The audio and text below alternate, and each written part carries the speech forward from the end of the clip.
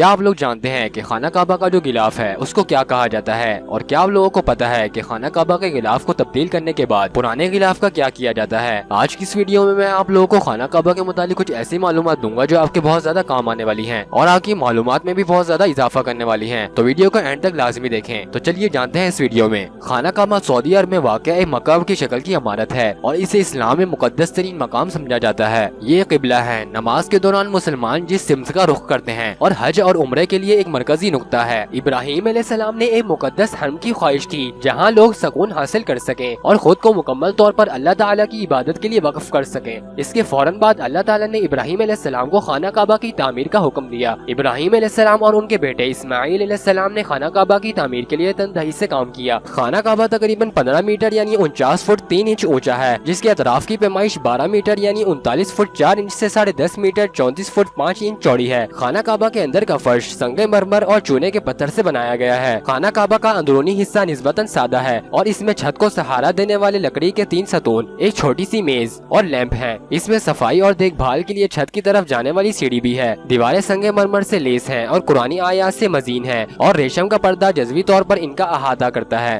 اب بات کرتے ہیں خانہ کعبہ کے غلاف کی۔ خانہ کعبہ کے غلاف کو کسوہ کہا جاتا ہے۔ کعبے کے پرانے غلاف کسوہ کو تبدیل کرنے کے بعد اسے ٹکڑوں میں کاٹ کر مختلف معززین، اداروں اور تنظیموں میں تحفے کے طور پر تقسیم کیا جاتا ہے۔ ان ٹکڑوں کو علامتی اور مذہبی نمونے کے طور پر بہت زیادہ اہمیت دی جاتی ہے۔ پرانے کسوہ کے کچھ حصے تاریخی اور ثقافتی وجوہات کی بنا پر سرکاری سہولیات میں بھی محفوظ ہیں۔ خانہ کعبہ کو ڈھانپنے والے کپڑے کسوہ کا کل وزن تقریباً 1300 کلو گرام ہے۔ اس میں سیاہ ریشم، صوتی استر اور سونے اور چاندی کے دھاگے شامل ہیں جو قرآنی آیات کی کڑھائی کے لیے استعمال ہوتے ہیں۔ ویکیپیڈیا کے مطابق ریشم کا وزن تقریباً 670 کلو گرام ہے۔ خانہ کعبہ کے مشرقی کونے میں ایک مقدس پتھر ہے جسے حجر اسود کہا جاتا ہے۔ یہ پتھر حضرت ابراہیم علیہ السلام اور ان کے بیٹے اسماعیل علیہ السلام نے خانہ کعبہ کی تعمیر کے دوران وہاں رکھا تھا، جسے زائرین کے چھونے اور چومنے کی صدیوں سے ہموار کیا گیا ہے۔ حجر اسود کو چومنا ایک قابل احترام آثار ہے اور حج اور عمرے کے دوران ایک علامتی عمل ہے۔ حجر اسود کا پتھر جنت کا ایک پتھر ہے۔ ہر سال لاکھوں اربوں کی تعداد میں لوگ اللہ تعالیٰ کے گھر طواف کے لیے آتے ہیں اور اس پتھر کو چومنے کی خواہش رکھتے ہیں۔ اب بات کرتے ہیں حضرت ابراہیم علیہ السلام کے پاؤں مبارک کے نشانات کی، جو کہ کعبے کے قریب ہیں۔ حضرت ابراہیم علیہ السلام کے قدموں کے نشانات مکہ میں کعبے کے قریب واقع مقام ابراہیم نامی پتھر پر نشانات کا حوالہ دیتے ہیں۔ اسلامی روایات کے مطابق یہ قدموں کے نشان حضرت ابراہیم علیہ السلام نے چھوڑے تھے جب وہ کعبے کی تعمیر یا تعمیر نو کے دوران پتھر پر کھڑے تھے۔ خیال کیا جاتا ہے کہ خدا کی طرف سے ان کے پیروں کے نیچے سے پتھر نرم ہو گیا تھا،